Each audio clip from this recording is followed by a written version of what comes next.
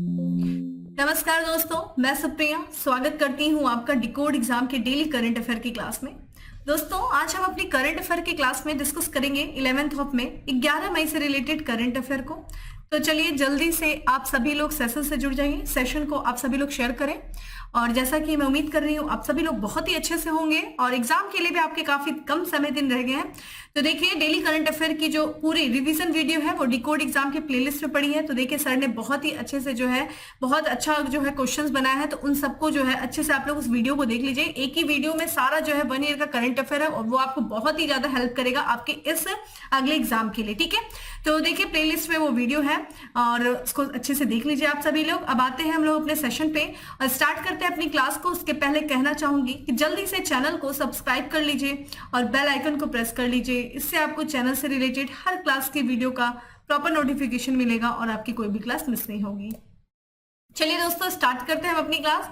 और आज की क्लास में दोस्तों हमारा सबसे पहला प्रश्न है कि हाल ही में चर्चा में रहा तिरुवप्पन्ना वेलाटोम महोत्सव किस राज्य से संबंधित है। ठीक है दोस्तों, तो ये देखिए ये महोत्सव है तिरुवप्पन्ना वेलाटोम महोत्सव और ये किस राज्य से संबंधित है, जो कि हाल फिलहाल में दोस्तों अभी चर्चा में था। ऑप्शंस आप देख रहे हैं और इसका करेक्ट आंसर है दोस्तों ए, केरल से। ठीक है, तो दोस्तों ये जो केरल का ये महोत्सव है दोस्तों तिरुवप्पन्ना वेलाटोम महोत्सव। और दोस्तों इस महोत्सव की दोस्तों बात किया जाए तो इसको हाल ही में जो है बहुत ही धूमधाम से आयोजन किया गया है। कहाँ पे, तो ये देखिए कंट्री है संयुक्त अरब अमीरात, वहां का एक शहर है अजमान। ठीक है, वहां पे इस महोत्सव का बहुत ही धूमधाम से आयोजन किया गया है। ये 2 दिनों तक ये महोत्सव चला है और इस महोत्सव में देखा जाए जो वहां के समुदाय है, ठीक है, कौन सा दोस्तों, मलयाली समुदाय ने, ठीक है, भगवान मथुप्पन के सम्मान में जो है इस महोत्सव को आयोजित किया था। तो किस भगवान के दोस्तों, तो यहाँ पे आप ध्यान रखिएगा, तो भगवान मथुप्पन, ठीक है, और किनके द्वारा इस जो है आयोजन किया गया था, तो मलयाली समुदाय के द्वारा किया गया था। बहुत इंपॉर्टेंट ये क्वेश्चन है दोस्तों अपने आप में, क्योंकि इस महोत्सव का केरल के इस महोत्सव का आयोजन यूएई में किया गया है। इस महोत्सव के दौरान देखा जाए तो केरल के देखिए, ठीक है, जो केरल के पारासिनकादबु मंदिर के सम्मान में रीति रिवाज पूरे किए गए और अर्चना, ठीक है, पूजा अर्चना की गई। तो इस केरल के मंदिर का भी ध्यान रखिएगा। पूछा जा सकता है कि हाल फिलहाल में जो पारासिनकादबु मंदिर थी, दाव मंदिर थी, वो किस राज्य में है दोस्तों, तो ये ध्यान रखिएगा, ये केरल में है। आइए देख लेते हैं यहाँ पे कुछ अन्य भी करंट अफेयर जो हाल फिलहाल में केरल से संबंधित रहा है। जैसे कि विश्व का पहला ताड़ के पत्ते का पांडुलिपि संग्रहालय शुरू किया गया है। कहाँ किया गया है दोस्तों, केरल में किया गया है। ठीक है, तो ये जो है ये विश्व का पहला है, ये ताड़ के पत्ते का पांडुलिपि संग्रहालय है। वहीं देखा जाए देश का पहला पूरी तरीके से डिजिटल बैंकिंग वाला राज्य बन गया है दोस्तों, कौन बन गया है, केरल है। वहां देखें यहाँ पे तो मेन होल साफ करने के लिए रोबोटिक स्कवेंजर का उपयोग करने वाला भारत का पहला राज्य बन गया, कौन दोस्तों, केरल बन गया। वहीं भारत की पहली जल मेट्रो परियोजना को हरी झंडी दिखाया, कहाँ पे दोस्तों, कोच्चि में दिखाया गया। तो ये पहली जल मेट्रो परियोजना है। ठीक है, आते हैं दोस्तों अगले प्रश्न पे कि हाल ही में कब विश्व थैलेसीमिया दिवस मनाया गया। ठीक है, तो विश्व थैलेसीमिया दिवस दोस्तों कब मनाया गया, ऑप्शंस आप देख रहे हैं और इसका दोस्तों करेक्ट आंसर है दोस्तों क्या है, 8 मई को। ठीक है, करेक्ट आंसर इज डी, 8 मई को मनाया गया है विश्व थैलेसीमिया दिवस। ठीक है, तो यहाँ पे ध्यान रखिएगा ये स्वास्थ्य देखभाल कार्यक्रम, ठीक है, इसके प्रति लोगों को जागरूक करने के लिए, थैलेसीमिया जो बीमारी है उसके प्रति। तो विश्व स्तर पे जो है हर साल दोस्तों 8 मई को विश्व थैलेसीमिया दिवस मनाया जाता है। यहाँ पे दोस्तों इस दिन के लिए जो स्थानीय जनता और नीति निर्माताओं के बीच इस रोग के बारे में जागरूकता बढ़ाने के अलावा देखा जाए तो पीड़ितों के मनोबल को भी मजबूत करने के लिए, ठीक है, इस दिवस को मनाया जाता है, जो कि एक घातक बीमारी से जो है, ये काफी घातक बीमारी होती है और जो वर्षों से इस बीमारी से जो लोग जूझ रहे हैं उनका मनोबल बढ़ाने के लिए उनको और साथ ही साथ लोगों को जागरूक करने के लिए इस दिवस को मनाया जाता है। बात करें दोस्तों विश्व इस साल की जो थीम थी विश्व थैलेसीमिया दिवस की थीम देखिए क्या है, तो जागरूक रहे, साझा करें, देखभाल करें, थैलेसीमिया देखभाल अंतर को पाटने के लिए शिक्षा को मजबूत बनाना। ठीक है, वही बात करें पहला जो है विश्व थैलेसीमिया दिवस कब मनाया गया था दोस्तों, तो 8 मई को 1994 को मनाया गया था। थैलेसीमिया इंटरनेशनल फेडरेशन के अध्यक्ष और संस्थापक, ठीक है, कौन है दोस्तों, उनके द्वारा, यानी कि क्या नाम है, पानोस एंगल, ठीक है, एंगल जोस के द्वारा जो है इस दिवस को घोषित किया गया था। तो पहली बार कब मनाया गया था, 1994 में मनाया गया था। दोस्तों थैलेसीमिया की बात किया जाए दोस्तों, तो थैलेसीमिया ध्यान रखिएगा ये एक ब्लड डिसऑर्डर है, यानी कि इसको क्रॉनिक ब्लड जो है ब्लड डिसऑर्डर कहते हैं। ठीक है, अस्थायी रक्त विकार कहते हैं। ये ध्यान रखिएगा दोस्तों, ये जेनेटिक बीमारी आपसे पूछा जाता है कभी कभी कि जो है मल्टीपल चॉइसेस क्वेश्चन में दे देगा कि क्या थैलेसीमिया जो है अनुवांशिक विकार है, तो ध्यान रखिएगा ये अनुवांशिक विकार है, एक पीढ़ी से दूसरी पीढ़ी को ये स्थानांतरित होती है थैलेसीमिया। और इसमें क्या होता है दोस्तों, ये रोगी की जो आरबीसी होता है यानी कि रेड ब्लड कॉर्पुसल्स होता है, ठीक है, उसमें पर्याप्त मात्रा में जो हीमोग्लोबिन नहीं बन पाता है। और जब दोस्तों हीमोग्लोबिन नहीं बन पाएगा तो कौन सी हीमोग्लोबिन के अभाव में हमारी कौन सी बीमारी, तो एनीमिया। तो इसके वजह से जो है एनीमिया की भी बीमारी हो जाती है, क्योंकि इसमें आरबीसी जो है प्रॉपर तरीके से जो है हीमोग्लोबिन पर्याप्त नहीं बन पाता, ठीक है, आरबीसी में। तो ये ध्यान रखिएगा इसको। तो थैलेसीमिया जो है ये ब्लड से रिलेटेड है, एनीमिया से होता है, ब्लड की कमी हो जाती है, ठीक है।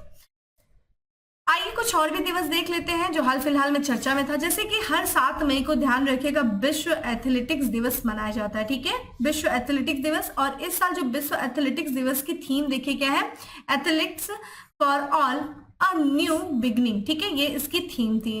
वही देखा जाए हर साल जो है 8 मई को दोस्तों वैश्विक स्तर पे एक दिवस मनाया जाता है। कौन सा दिवस मनाया जाता है, तो विश्व रेड क्रॉस दिवस जो है वो मनाया जाता है। तो ये कुछ दिवस थे जो हाल फिलहाल में चर्चा में थे। आइए अगले प्रश्न की तरफ बढ़ते हैं। रक्षा मंत्री राजनाथ सिंह ने कहा भारतीय वायुसेना के हेरिटेज सेंटर का उद्घाटन किया है। तो ये भारतीय वायुसेना के हेरिटेज सेंटर का उद्घाटन कहाँ किया गया है, ऑप्शन आप देख रहे हैं दोस्तों। और इसका जो करेक्ट आंसर है दोस्तों, ध्यान रखिएगा, चंडीगढ़ में किया गया है, ठीक है, चंडीगढ़ में किया गया है। आइए इसके बारे में देखते हैं।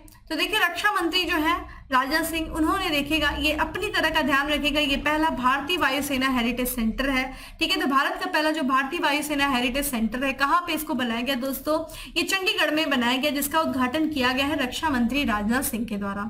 इस सेंटर की दोस्तों बात करें तो ये चंडीगढ़, ठीक है, केंद्र शासित प्रदेश चंडीगढ़ और भारतीय वायुसेना के बीच जो है एक समझौते के तहत इसको स्थापित किया गया है। ये हेरिटेज देखिए कितने फुट में फैला होगा, तो 17,000 वर्ग फुट में फैला है। और इस हेरिटेज में देखिए चूंकि हेरिटेज है तो इसमें बहुत सारे जो है चित्र वगैरह दिखाए जाएंगे, किससे जुड़े हुए दोस्तों, तो 1965 में जो युद्ध हुआ था, ठीक है, यहाँ पे 1971 में जो युद्ध हुआ था, कारगिल का युद्ध हुआ था, बालाकोट हवाई हमले, तो ये जितने भी पाकिस्तान से जो युद्ध हुए थे उस दौरान जो भी सारी चीजें हैं वो जो है उससे जुड़ी हुई चित्रों को इस जो है हेरिटेज सेंटर में दिखाया जाएगा। भारतीय वायुसेना के हेरिटेज सेंटर में ये सारी चीजें दिखाई जाएंगी, ठीक है। आइए दोस्तों बात कर लेते हैं कुछ और भी इंपॉर्टेंट चीजों को, तो जो कि अभी हाल फिलहाल में न्यूज में था, इंपॉर्टेंट है। तो देखिए INS मगर, ठीक है, ध्यान रखिएगा, ये ध्यान रखिएगा, ये जो वायुसेना, ये नौसेना जहाज है INS मगर। तो इसको देखा जाए भारतीय जो है नौसेना का ये उभयचर हमलावर जहाज है। और इसको क्या किया गया भैया, सेवानिवृत्त, इसको रिटायर कर दिया गया यहाँ पे 36 साल के बाद, ठीक है। तो अभी आपसे पूछा जा सकता है कि हाँ जो है हाल ही में कौन से जो है जो जहाज थी उसको जो है रिटायर किया गया 36 साल के बाद। तो ध्यान रखिएगा इसको 6 मई 2023 को देखिए सेवानिवृत्त कर दिया गया है, इसके 36 साल जो है सेवा लेने के बाद INS मगर को। इसको जो डिकमीशन किया गया है दोस्तों वो कोच्चि में किया गया है, नौसेना बेस में जो है आयोजित किया गया था इसकी डिकमीशनिंग, ठीक है, कोच्चि केरल में। और इसको कमीशन देखिए कब किया गया था, तो इसको सबसे पहले जो है INS मगर को 18 जुलाई 1987 में, ठीक है, भारतीय जो पूर्वी भारतीय में इसको कमीशन किया गया था। और इसका जो निर्माण किया गया था दोस्तों वो किया गया था GRSC कोलकाता के द्वारा जो है इसका निर्माण किया गया था। तो ध्यान रखिएगा INS मगर को अब क्या कर दिया गया है, सेवानिवृत्त कर दिया गया है। चलिए आप मुझे कमेंट बॉक्स में बताइए कि भारतीय नौसेना के वर्तमान में प्रमुख कौन है, ठीक है, तो नौसेना प्रमुख कौन है वर्तमान में, आप वो मुझे कमेंट बॉक्स में आंसर करिए। चलिए दोस्तों अपने अगले प्रश्न की तरफ बढ़ते हैं। निम्नलिखित में से किस संस्था के द्वारा is an end to child marriage within reach report जो है वो जारी किया गया है। तो चाइल्ड मैरिज को लेकर के विश्व में क्या स्थिति है, ठीक है, चाइल्ड मैरिज घटी है या बढ़ी है, इसको लेकर के अभी हाल ही में एक रिपोर्ट जारी किया गया है। और ये रिपोर्ट किसके द्वारा जारी किया गया है, क्वेश्चन आपसे ये पूछ रहा है। तो दोस्तों इसका जो करेक्ट आंसर है वो है सी है, यूनिसेफ। यूनिसेफ के द्वारा जो है ये रिपोर्ट जारी की गई है। यूनिसेफ यानी कि यूनाइटेड नेशन चिल्ड्रन फंड, ठीक है, यूनिसेफ। और इसने हाल ही में एक रिपोर्ट जारी किया है जिसका शीर्षक देखिए क्या है, is an end to child marriage within reach latest trend and future prospect, ठीक है। इस जो है रिपोर्ट, इस शीर्षक से रिपोर्ट जो है यूनिसेफ के द्वारा जारी किया गया है। इसमें देखिए जो नवीनतम विश्लेषण किया गया और उसमें कुछ जो है बातें रखी गई हैं इस नई रिपोर्ट में। तो इसमें ये बताया गया है कि वर्तमान में देखिए स्थिति क्या है कि 20 से लेकर के 24 वर्ष तक की जो आयु वर्ग की जो 5 महिला है, उन 5 महिलाओं में से एक जो है महिला की शादी बचपन में ही हो जाती है। ठीक है। जबकि देखा जाए 1 दशक पहले यह आंकड़ा देखिए 4 में से 1 महिलाएं हुआ करता था। अब क्या हो गया है, अब 5 में से 1 महिलाएं ऐसी हैं जिनके 20 से लेकर के 24 वर्ष की आयु वर्ग की उम्र में उनका विवाह हो जाता है। रिपोर्ट में कुछ और भी बातें किया गया है, विश्व स्तर पर बाल विवाह की स्थिति के बारे में बताया गया।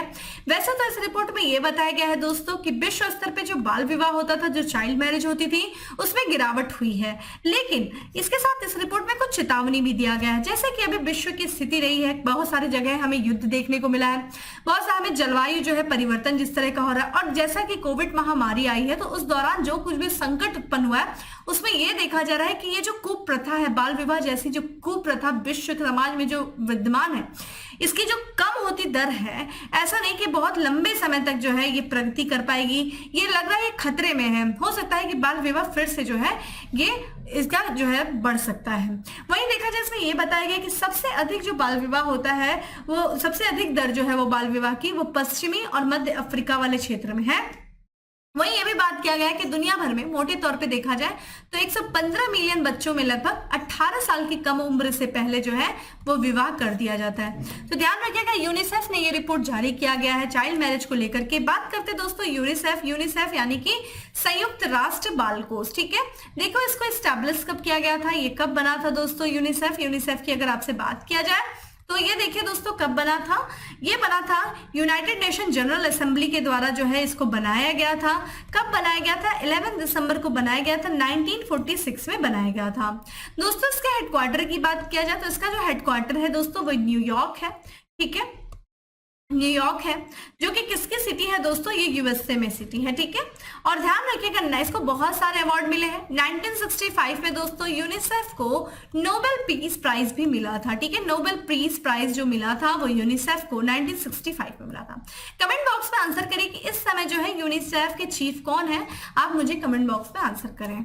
चलिए दोस्तों अगली तरफ बढ़ते हैं। अगला प्रश्न है कि निम्नलिखित में से किस राज्य सरकार ने योजना एवं परिवर्तन विभाग के तहत अल्पसंख्यक मामलों का एक नया निदेशालय बनाया है। तो अल्पसंख्यक मामलों का एक नया निदेशालय बनाया गया है योजना और परिवर्तन विभाग के तहत। ये क्या है दोस्तों, नागालैंड ने। ठीक है, तो दोस्तों यहाँ पे देखा जाए तो योजना और परिवर्तन विभाग के तहत देखा जाए तो जो नागालैंड की सरकार है उसने अल्पसंख्यक मामलों का एक नया निदेशालय जो है वो बनाया है। केंद्रीय अल्पसंख्यक कार्य मंत्रालय के तहत देखा जाए जो नया निदेशालय देखिए क्या क्या कार्य करेगा, तो ये अल्पसंख्यकों की शैक्षिक, आर्थिक, ढांचागत और विशेष जरूरतों से संबंधित विभिन्न योजनाओं और कार्यक्रमों का ये प्रबंधन करेगा। ठीक है, अल्पसंख्यक कार्य निदेशालय की दोस्तों बात किया जाए तो ये प्री मैट्रिक, पोस्ट मैट्रिक और मेरिट कम मीन्स जैसी छात्रवृत्ति योजनाओं से निपटेगा। तो एक तरीके से देखा जाए यहाँ पे अल्पसंख्यकों से संबंधित, उनकी शिक्षा से संबंधित सारी चीजों का कार्य निदेशालय करेगा। नया निदेशालय देखिए यहाँ पे बात करें तो क्या क्या चीजें प्रदान करेगा, तो देखिए यहाँ पे मौलाना आजाद नेशनल फेलोशिप, नया सवेरा, पढ़ो परदेश और नई उड़ान सहित अतिरिक्त शैक्षिक कार्यक्रमों पर काम करेगा। ठीक है, ये सारी जो योजनाएं हैं जो कि विदेश अध्ययन के लिए शैक्षिक ऋण पर मुफ्त कोचिंग और ब्याज सब्सिडी प्रदान करते हैं। तो इन सारी चीजों पे ये नया सवेरा है, पढ़ो परदेश, नई उड़ान, ये सब क्या है, तो अगर किसी को विदेश में जाकर के अध्ययन करना है, फॉरेन में जाकर के पढ़ाई करनी है, तो एक तरीके से ऋण प्रदान करने, शैक्षिक ऋण प्रदान किया जाता है, तो उसके लिए मुफ्त कोचिंग वगैरह ये जो है ये डिपार्टमेंट कराएगा, ये जो नया निदेशालय है। ठीक है, तो ध्यान रखिएगा कि यहाँ पे नागालैंड की सरकार ने अल्पसंख्यक मामलों का एक नया निदेशालय बनाया है। आइए कुछ और भी चीजें देख लेते हैं जो कि राज्य से संबंधित है, जैसे कि हाल ही में लेक डेवलपमेंट प्रोग्राम जो जारी किया गया है किसके द्वारा दोस्तों, तेलंगाना के द्वारा। वहीं देखा जाए पशु संरक्षण के लिए हेल्प यानी कि पशुधन उत्पादन के स्वास्थ्य और विस्तार के लिए मान्यता प्राप्त एजेंट कार्यक्रम जो शुरू किया गया है वो किसके द्वारा, उत्तराखंड के द्वारा। वहीं देखा जाए मिशन लाइफस्टाइल फॉर एनवायरमेंट शुरू किया गया दोस्तों असम सरकार के द्वारा। चलिए अगले प्रश्न की तरफ चलते हैं। अगला प्रश्न है कि चार्ल्स तृतीय और कैमिली यानी कि जो क्वीन है, यूनाइटेड किंगडम और अन्य राष्ट्रमंडल के राजा रानी के रूप में राज्याभिषेक समारोह में भारत का प्रतिनिधित्व किसने किया था। तो जैसा कि दोस्तों ब्रिटेन के जो किंग चार्ल्स हैं उनका लंदन में भी हाल ही में राज्याभिषेक किया गया। तो राज्याभिषेक के दौरान भारत की तरफ से किसने प्रतिनिधित्व किया गया था, किसने किया यानी कि भारत की तरफ से कौन गया था। तो इसका करेक्ट आंसर है दोस्तों सी, उपराष्ट्रपति दोस्तों जगदीप धनखड़ जी गए थे। तो ये राजा रानी के रूप में देखा जाए चार्ल्स तृतीय और उनकी जो पत्नी है कैमिला, उनका राज्याभिषेक देखिए 6 मई को हुआ है, लंदन में किया गया है।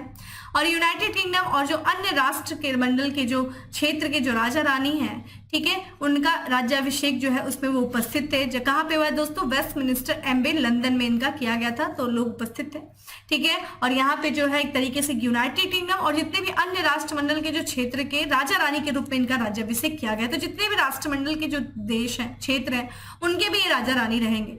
इनका जो राज्याभिषेक, ध्यान रखिएगा, 21वीं सदी में किसी भी ब्रिटिश सम्राट का ये पहला राज्याभिषेक है, क्योंकि अभी इनकी माँ थी जिनका देखा जाए पिछले वर्ष जो है देहांत हुआ था। राज्याभिषेक समारोह में विदेश से हजारों जो है मेहमान आए थे, कई देशों के लोग आए थे, नेता आए थे। भारत की तरफ से देखिए कौन गया था, तो उपराष्ट्रपति जगदीप धनखड़ जो है वो इस समारोह में जो है उपस्थित थे। दोस्तों जैसा कि आपको पता है 8 सितंबर की बात है 2022 में, तो जो चार्ल्स तृतीय की मां थी यानी कि एलिजाबेथ द्वितीय, उनकी जो है मृत्यु होने के बाद जो है सिंहासन पर स्वीकार कर लिया गया। अब उनकी मृत्यु होने के बाद अब जब इनका राज्याभिषेक किया गया, तो अब ये वहां के राजा हुए। क्योंकि अगर देखा जाए एलिजाबेथ द्वितीय जो है वो 1952 से लेकर के 2022 तक यानी कि 2022 तक जो है वो ब्रिटेन की महारानी थी, और उनका शासनकाल देखा जाए तो किसी भी सम्राट के लिए लंबा जो है सबसे लंबा शासनकाल था, ठीक है। तो इस तरीके से देखिए 74 साल तक जो है वो ब्रिटेन की रानी की तरह थी एलिजाबेथ द्वितीय, और उन्हीं के ये पुत्र हैं चार्ल्स द्वितीय, ठीक है, जो अब वहां पे जो है राजा बैठे, और 21वीं सदी में ये पहले जो है राजा है जिनका राज्याभिषेक किया गया, ठीक है, ध्यान रखिएगा। चलिए दोस्तों अब अगले प्रश्न की तरफ बढ़ते हैं। अगला प्रश्न है कि यहाँ पे किसे 76वें कांस फिल्म फेस्टिवल में मानद पाल्मे दी ओर से सम्मानित किया गया है? तो किसे किया गया है दोस्तों? ये अमेरिकी है, माइकल डगलस को किया गया है। तो ये ध्यान रखिएगा, ये 76वें कांस फिल्म फेस्टिवल में अमेरिकी माइकल डगलस को जो है वो मानद पाल्मे डी ओर पुरस्कार जो है वो दिया जाएगा। तो ये कब दिया जाएगा दोस्तों? तो ये समारोह है 16 मई को। 16 मई को एक समारोह के उद्घाटन के दौरान जो है उनको ये दिया जाएगा। एक तरीके से ये उनके शानदार करियर के लिए अपना सम्मान होगा। इससे पहले जो है इस पुरस्कार को मानद पाल्मे डी ओर जो पुरस्कार है ये देखा जाए तो फॉरेस्ट विक्ले, ठीक है, विक्टर को, एग्नेस वार्दा, जिन पियरे लेउड, जोडी फोस्टर, एनुअल डी ओलिवेरा को जो है इस सम्मान से क्या किया गया था? सम्मानित किया गया था, ठीक है। आते दोस्तों अगले प्रश्न पे कि निम्नलिखित में से कौन सा राज्य अपना संस्थागत रैंकिंग ढांचा शुरू करने वाला पहला राज्य बन गया है? तो अपने जो वहां के संस्थाएं जो इंस्टीट्यूट है उनको रैंकिंग प्रदान करने वाला, स्वयं का ऐसा जो है फ्रेमवर्क शुरू करने वाला जो पहला राज्य दोस्तों बन गया, ऐसा कौन कर सकता है? ये तो आपको पता होना चाहिए। ऐसे कार्यों में देखिए केरल आगे रहता है। तो केरल देखा जाए, केरल इंस्टीट्यूट रैंकिंग फ्रेमवर्क, ठीक है, Kerala state higher education council द्वारा लॉन्च किया गया। किसके द्वारा किया गया? देखिए ये एक है केरल इंस्टीट्यूट रैंकिंग फ्रेमवर्क, इसका नाम है, जो कि Kerala state higher education council के द्वारा लॉन्च किया गया है। और ये क्या करेगा? ये जो फ्रेमवर्क है इसको ये हर साल जारी किया जाएगा, ठीक है। इस जो फ्रेमवर्क को जो जारी किया गया है दोस्तों, जैसे कि नेशनल लेवल पे एक फ्रेमवर्क है जिसका नाम है national institute of ranking framework, जहां पे देखा जाए देश के जितने भी संस्थान हैं उनके जो है प्रगति, उनके कार्यों के आधार पर उनको रैंकिंग प्रदान की जाती है। उसी के आधार पर ये केरल इंस्टीट्यूट रैंकिंग फ्रेमवर्क को जारी किया गया है। इसमें देखा जाए केरल उच्च शिक्षा संस्थानों के लिए अपनी स्वयं की रैंकिंग प्रणाली जो है शुरू किया है, और ऐसा करने वाला ये देश का जो है पहला राज्य है, ठीक है। तो उच्च शिक्षा संस्थानों के लिए ये रैंकिंग जारी करेगा, और ऐसी प्रणाली स्वयं की शुरू करने वाला पहला राज्य केरल है। बात कर लेते हैं national institute of ranking framework. तो दोस्तों इसको 2015 में जो है शुरू किया गया था, और ये पूरे भारत में जितने भी उच्च शिक्षा संस्थान हैं उनका आकलन करती है, और उनके आकलन के आधार पे जो है वो रैंकिंग जारी करती है। केरल का जो फ्रेमवर्क है दोस्तों, इसमें भाग लेने वाले कॉलेज और विश्वविद्यालय को समग्र विश्वविद्यालयों, कॉलेज, इंजीनियरिंग, प्रबंधन, वास्तुकला, चिकित्सा, दंत चिकित्सा, फार्मेसी, नर्सिंग, कानून, शैक्षिक शिक्षा जैसे श्रेणियों में जो है वो रैंक करा जाएगा। तो इन सब चीजों के आधार पर जो है रैंकिंग प्रदान की जाएगी, ठीक है, ध्यान रखिएगा। आगे दोस्तों अपने अगले प्रश्न पे, और हमारा अगला प्रश्न है कि निम्नलिखित में से किस राज्य में स्थित तुंगनाथ मंदिर को राष्ट्रीय महत्व का स्मारक घोषित किया गया है? तो तुंगनाथ मंदिर देखिए अभी हाल ही में चर्चा में आ गया है, और इसको राष्ट्रीय महत्व का स्मारक घोषित किया गया है दोस्तों, ये उत्तराखंड में है। तो दोस्तों यहाँ की बात करें, उत्तराखंड का ये प्राचीन मंदिर है तुंगनाथ मंदिर, जिसको अभी हाल ही में राष्ट्रीय स्मारक घोषित किया गया है। देखिए बहुत ही ऊंचाई पर है, लगभग 12,800 फीट की ऊंचाई पे है, और ये उत्तराखंड का जो रुद्रप्रयाग जिला है, रुद्रप्रयाग जिले में ये स्थित है। देखिए कितना अच्छा लग रहा है। ये दुनिया के देखिए जो सबसे ऊंचे शिव मंदिर है, उन शिव मंदिरों में से ये एक है तुंगनाथ मंदिर, और ये पंच केदार है, उन पंच केदार मंदिरों में ये सबसे ऊंचा है, ठीक है। बात करें दोस्तों भारतीय पुरातत्व सर्वेक्षण कई वर्षों से तुंगनाथ मंदिर को जो है राष्ट्रीय धरोहर घोषित करने का प्रयास, ठीक है, यहाँ ध्यान रखिएगा, प्रयाग ने प्रयास कर रहा था। ठीक है, तुंगनाथ मंदिर की दोस्तों बात किया जाए तो ये पंच केदार मंदिरों से जुड़ा हुआ है और ऐसा माना जाता है इसका जो निर्माण था पांडवों ने भगवान शिव को प्रसन्न करने के लिए किया था। तो उनकी पूजा अर्चना को करने के लिए जो है पांडवों के द्वारा ऐसा माना जाता है कि इस मंदिर का निर्माण हुआ था। ठीक है, तो ये चीज ध्यान रखिएगा। तुंगनाथ मंदिर दोस्तों कहाँ है, जैसे राष्ट्रीय महत्व का स्मारक घोषित किया गया, ये उत्तराखंड के रुद्रप्रयाग जिले में है। आइए उत्तराखंड से जुड़ी हुई कुछ और भी चीजें देख लेते हैं, जैसे कि 38वां जो नेशनल, ध्यान रखिएगा, नेशनल गेम है 2024 में, उसका आयोजन उत्तराखंड में किया जाएगा। वहीं देश का पहला जो है इलेक्ट्रिक तीर्थ कॉरिडोर बनाया जा रहा है, वो कहाँ बनाया जा रहा है, उत्तराखंड में बनाया जा रहा है। ठीक है, यहाँ पे देखिए उत्तराखंड से रिलेटेड कुछ और भी चीज है कि हाल ही में राज्य की कैबिनेट ने मुख्यमंत्री कौशल उन्नयन और वैश्विक रोजगार योजना को मंजूरी दिया है। किस राज्य की कैबिनेट ने दोस्तों, उत्तराखंड के राज्य की कैबिनेट ने। आइए दोस्तों बात करते हैं अपने अगले प्रश्न की निम्नलिखित में से किस शहर में पीटर्सबर्ग जलवायु संवाद आयोजित किया गया है।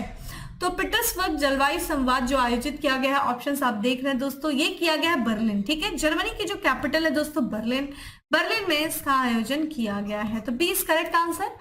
तो यहाँ पे दोस्तों जलवायु परिवर्तन पर देखिए पीटर्सबर्ग संवाद यानी कि Petersburg dialogue on climate change, देखिए इसका जो आयोजन किया गया था 2 से लेकर 3 मई के बीच में किया गया था, बर्लिन में आयोजित किया गया था। और इस जो है संवाद, इस डायलॉग का जो मेजबानी की गई है वो 2 देशों के द्वारा की गई, जर्मनी और संयुक्त अरब अमीरात के द्वारा की गई। और ध्यान रखिएगा इस बार का जो COP29 हो रहा है, ठीक है, यूनाइटेड नेशन फ्रेमवर्क, ठीक है, United nation framework convention on climate change, जो UNFCCC का जो COP28 हो रहा है दोस्तों, उसकी मेजबानी कौन कर रहा है दोस्तों, वो कर रहा है UAE, संयुक्त अरब अमीरात।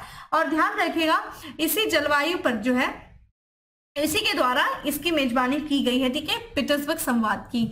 यहाँ पे दोस्तों इस संवाद के बारे में देखा जाए, संवाद में तो इस सम्मेलन में जैसा कि आपको पता है इस साल COP28 हो रहा है, तो उस दिशा में क्या क्या कार्य करने हैं, तो उस दिशा में आगे बढ़ने के लिए चर्चा करने के लिए 100 देशों के मंत्री जो है एक साथ आए थे।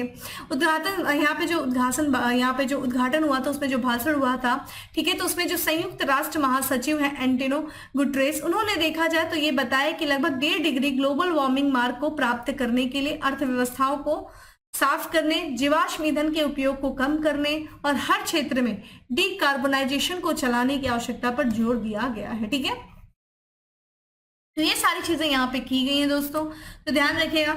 चलिए बात करते हैं दोस्तों आज के फैक्ट्स ऑफ द डे की। तो दोस्तों आज का हमारा पहला फैक्ट है कि यूक्रेन में चल रहे संघर्ष में दुनिया के सबसे बड़े बमवर्षक विमान TU-160 को तैनात किया दोस्तों, किसने किया है, रूस ने किया है। वही देखा जाए मैड्रिड ओपन 2023 में पुरुष एकल का खिताब जीता है, किसने जीता है, कार्लोस अल्कराज ने जीता, जो कि स्पेन के थे। नेक्स्ट है वनडे क्रिकेट के इतिहास में सबसे तेज 5000 रन बनाने वाले क्रिकेटर बने हैं दोस्तों, बाबर आजम बने हैं, ठीक है, जो कि पाकिस्तान के हैं। वही देखा जाए पिछड़ी जातियों का सर्वेक्षण शुरू करने वाला बिहार के बाद दूसरा राज्य बना है दोस्तों, उड़ीसा। तो ध्यान रखिएगा, आपसे ये भी पूछा जा सकता है कि पिछड़ी जातियों का सर्वेक्षण शुरू करने वाला पहला राज्य कौन था, तो वो ध्यान रखिएगा, वो था बिहार था। वही देखा जाए रक्षा मंत्री राजनाथ सिंह ने भारतीय वायुसेना के हेरिटेज सेंटर का उद्घाटन किया। देखिए ये तो हम लोगों ने चर्चा कर लिया, कोई बात नहीं, फिर से कर लिया चंडीगढ़ में। तो दोस्तों ये था आज का हमारा करंट अफेयर। उम्मीद करती हूँ आपको अच्छा लगा होगा। अच्छा लगा हो दोस्तों तो लाइक करिए, शेयर करिए, और उससे भी इंपॉर्टेंट जो भी सारी चीजें अब जल्दी जल्दी जो कुछ भी है कुछ नया नहीं पढ़िएगा, जबकि 14 को आपका एग्जाम है, जो लोग यूपीपीसीएस दे रहे हैं, तो कोशिश करिए जितना भी आप लोगों ने पढ़ा है उसको फिर से एक बार स्पेशली करंट अफेयर को अच्छे से रिविजन कर लीजिए। और उसकी देखिए रिविजन वीडियो जो है डिकोड एग्जाम पे सर ने अच्छे से पढ़ा है, मैंने बताया प्लेलिस्ट में पढ़ा है, चाहिए वीडियोस को देखिए। बाकी डेली करंट अफेयर की जो पीडीएफ है वो आपको टेलीग्राम ग्रुप पे मिल जाएगा, जिसका लिंक आपको डिस्क्रिप्शन बॉक्स में दिया हुआ है। तो जाइए दोस्तों डाउनलोड करिए, अपने शॉर्ट नोट्स बनाइए। बाकी फिर मिलेंगे दोस्तों ऐसे ही अगले क्लास में, तब तक के लिए bye, have a good day, stay safe and stay happy.